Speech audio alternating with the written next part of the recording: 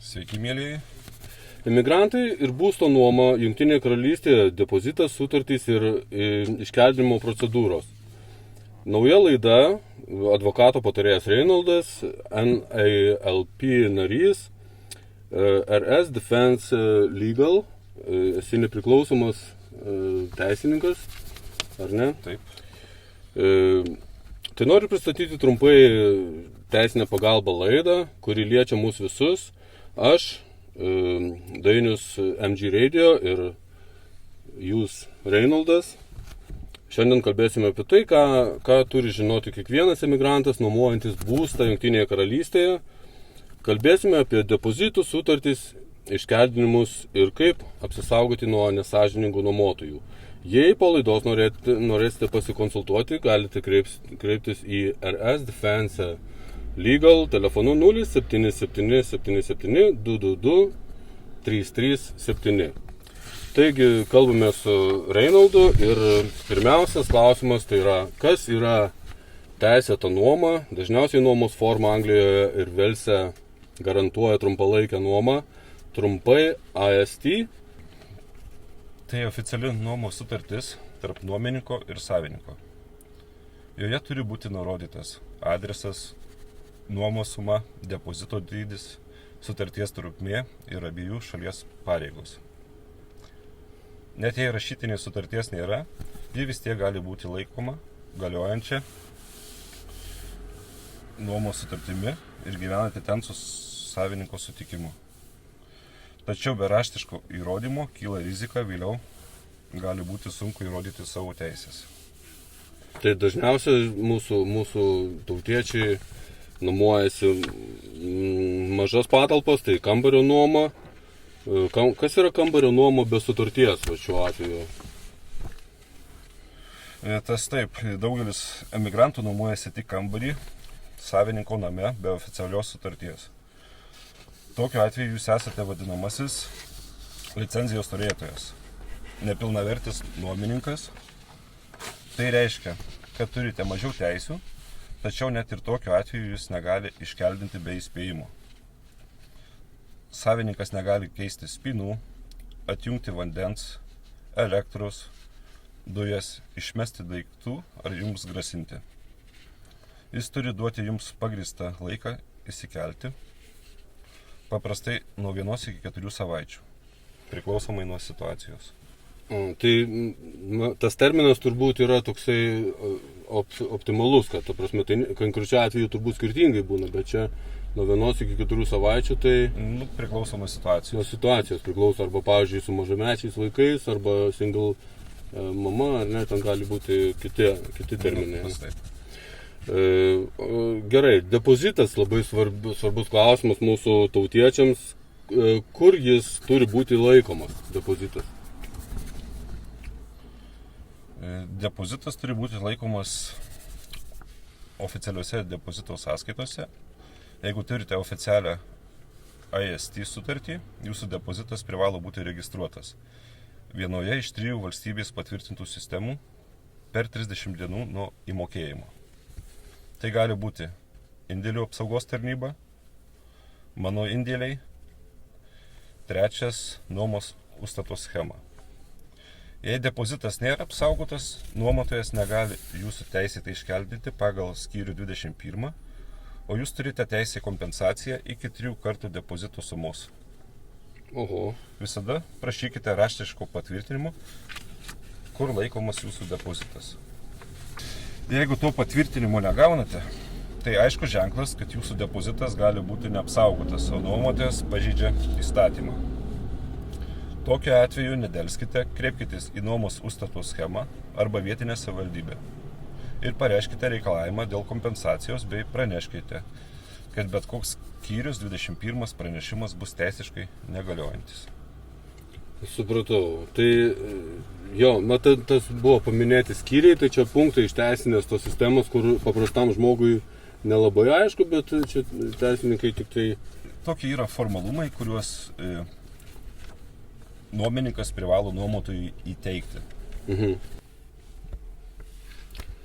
Tai klausimas 4 apie iškeldinimą. Tai norėjau paklausti dėl tų teisinių punktų teisiniai sistemai, kad žmogui nelabai aišku, 8 skyrius ir 21. Reinaldai? Taip, Anglijoje ir Velse yra 2 pagrindiniai teisinės iškeldinimo būdai. Tai skyrius 8 ir skyrius 21. Pradėsim nuo skyriaus 8.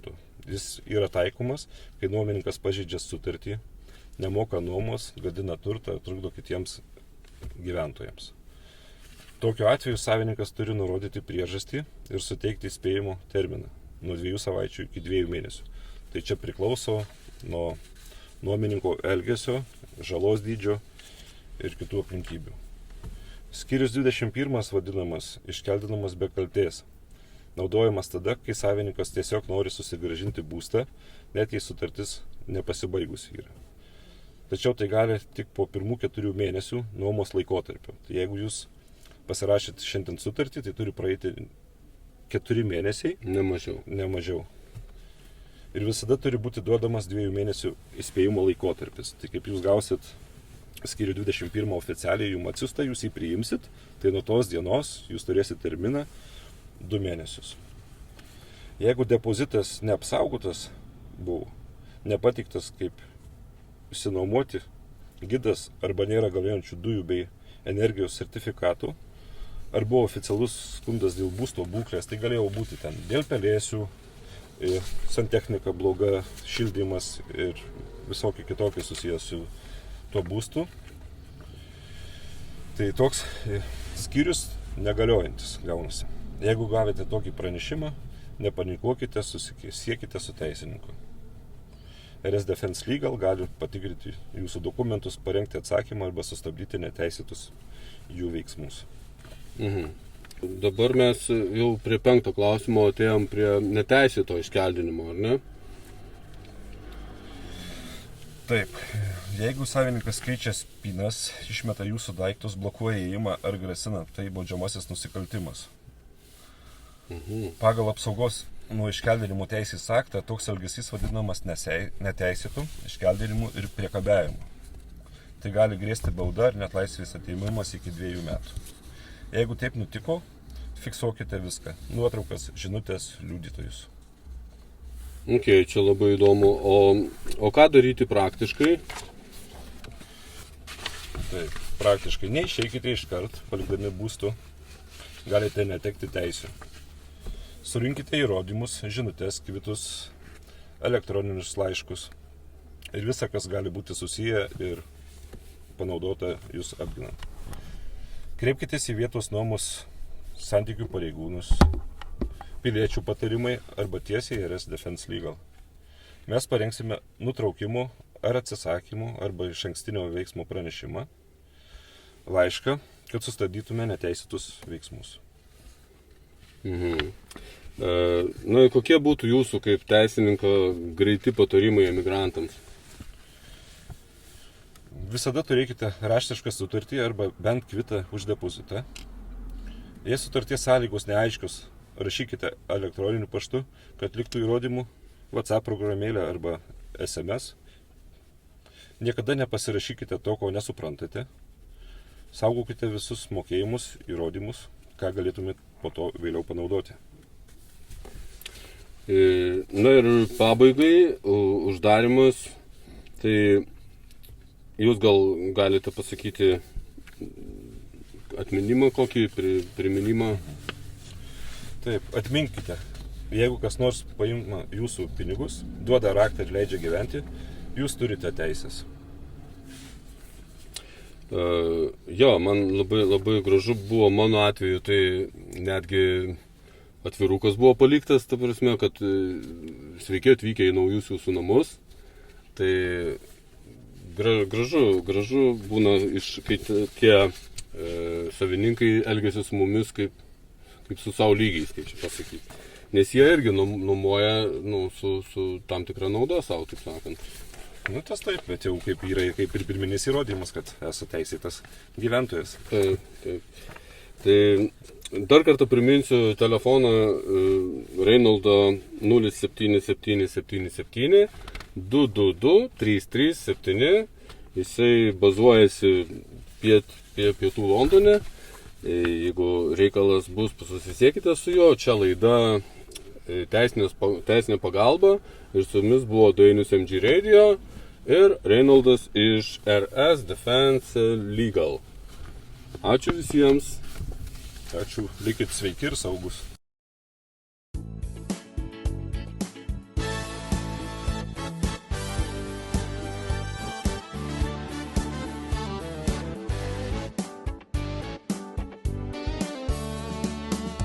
Čia MG Radio ir reklama.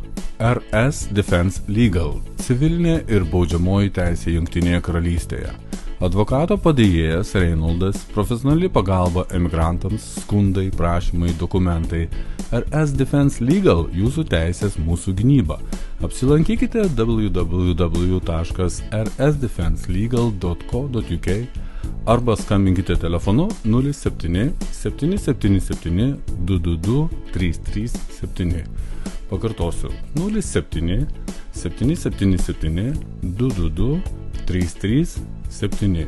Čia MG Radio, geros dienos jums ir geros muzikos.